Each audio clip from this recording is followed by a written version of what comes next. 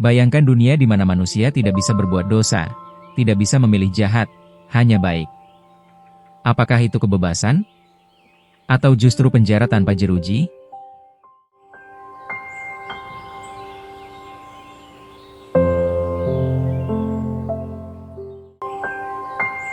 Lalu, apakah itu masih disebut kebebasan?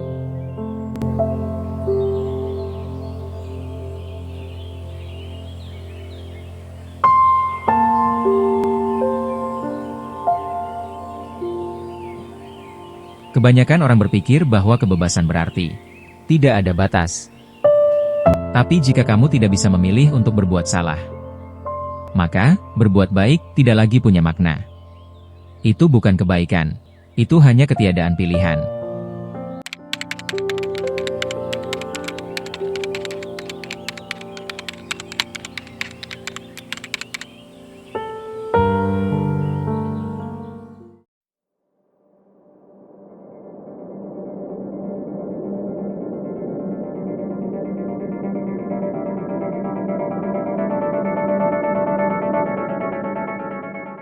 Teologi Agustinus, dosa adalah penyalahgunaan kebebasan.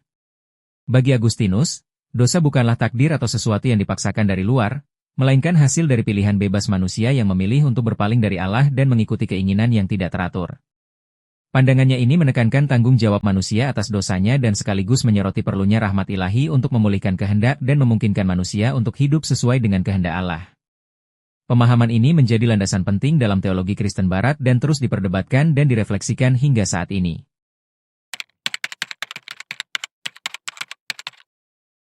Kutipan C.S. Lewis, ada dua jenis manusia, yang berkata pada Allah, jadilah kehendakmu, atau Allah yang akhirnya berkata, jadilah kehendakmu.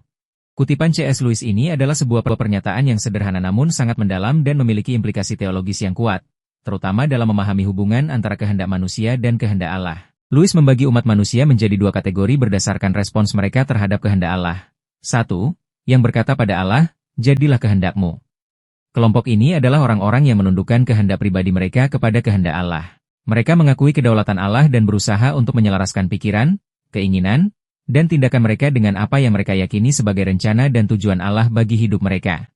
Ini adalah sikap penyerahan, kepatuhan, dan kepercayaan.